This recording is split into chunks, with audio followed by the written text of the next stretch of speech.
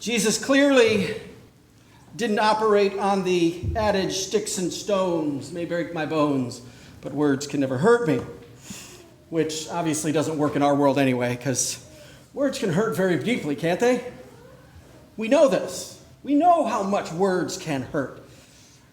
And Jesus clearly does too. He uses this word, hypocrite, to call attention to these leaders that what they are doing is not holding according to what God's will truly is.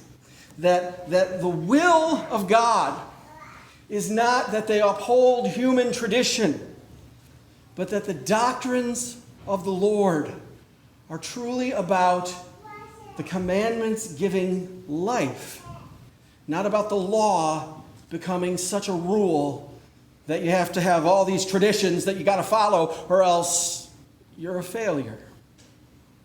And you see, that's the problem.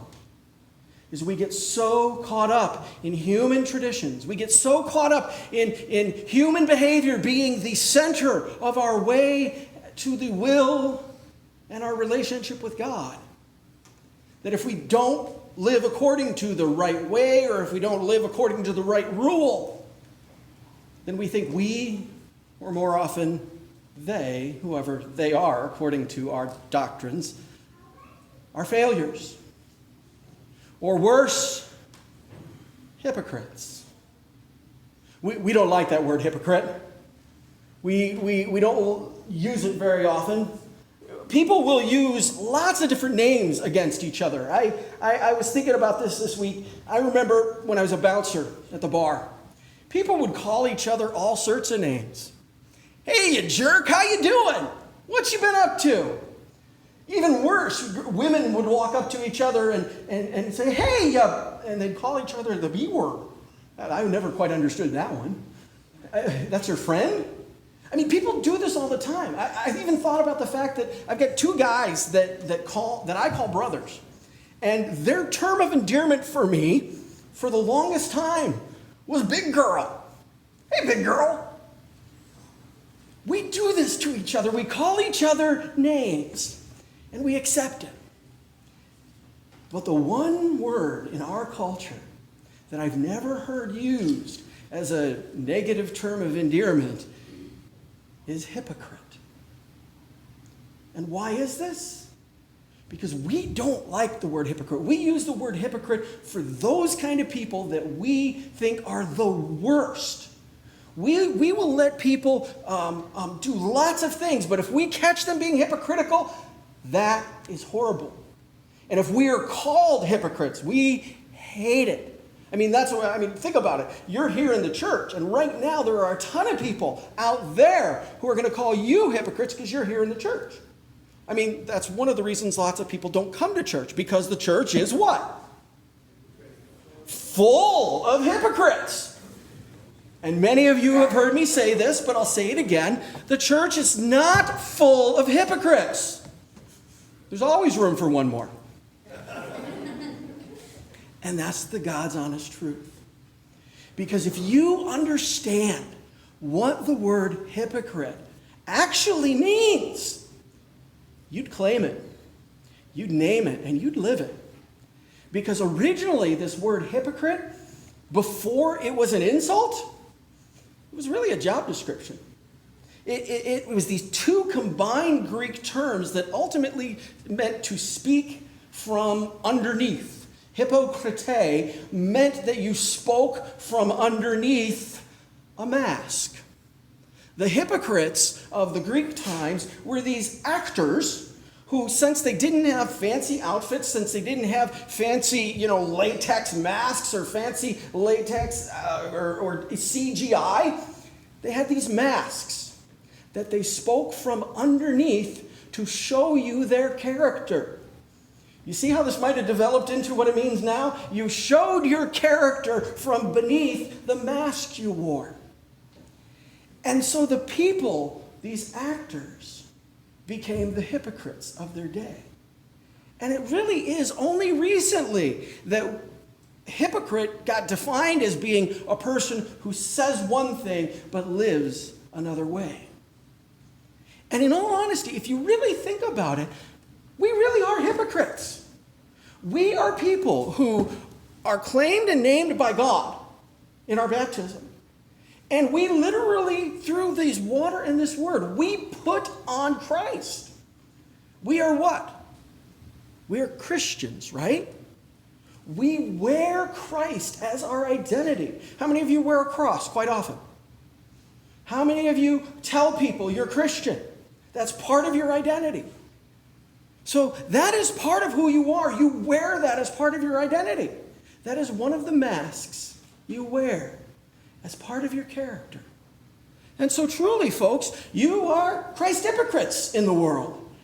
You speak from underneath the mask of Christ. And you show people the character of what that means. Now, hopefully for you, that means this authentic religion that we hear of James speaking. This authentic religion that isn't just about trying to show people that we're good and other people are bad, or that is about keeping to the traditions of the elders. No, it is truly about the character of Christ washing over and cleansing, filling us from within. Because all too often we try and treat Christ, I don't know, kind of like some kind of divine hand sanitizer.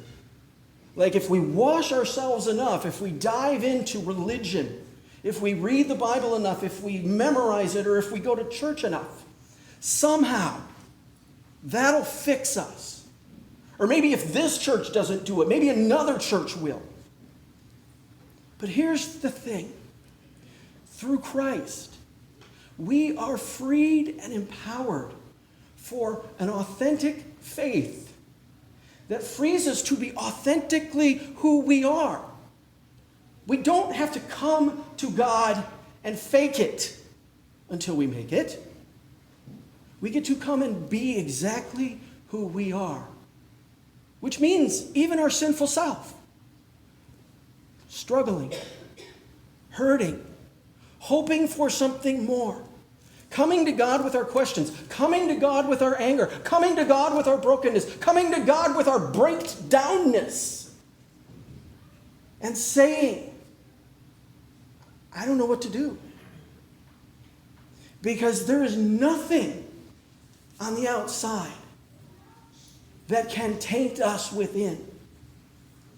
But when we make it about the stuff that's outside, and we start arguing about those things, when we start trying to claim and name one another, well, you're one of those people, or you hold to that tradition, or you hold to this, or you believe that, so you can't be truly a Christian.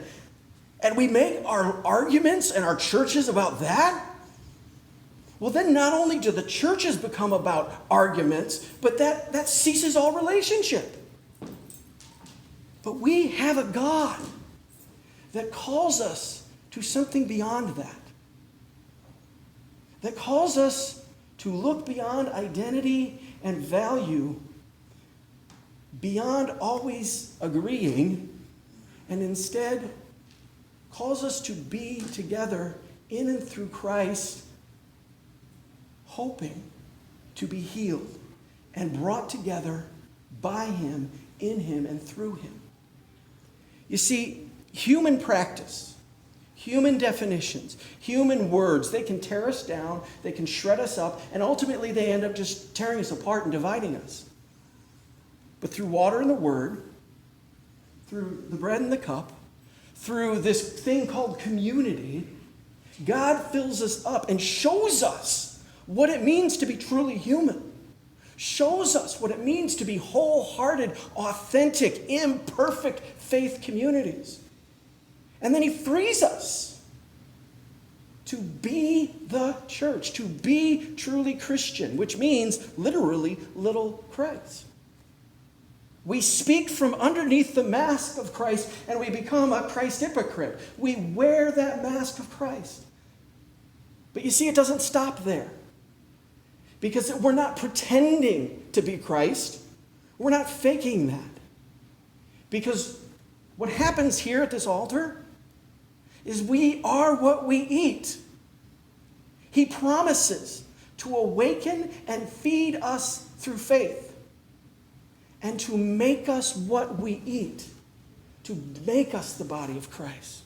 Authentically and truly, he promises that God will empower you through your baptism and through the Holy Supper to become this identity so that you're not faking your faith, but that you are made who you are by your faith. It's not that the world will become perfect or that everything will run smoothly, but that when things don't run smoothly, you still will be able to stand true in the midst of it all, authentically as who you are, because Christ is still with you and coming out of you in love and compassion, even in the midst of conflict, even in the midst of differences. God frees and equips you for conversation and caring and community because you wear Christ, first as a mask and then as who you are, as your character. I hope today you take all that God is giving you and you have the courage of faith to claim your Christ hypocriteness, to be a hypocrite who wears Christ so much that you become Christ in your everyday life. Let God's ways be your ways so that God's grace will help you know how to walk in God's will. This is the good news of Jesus Christ. And God's people say together, Amen. Would you please stand as you are able?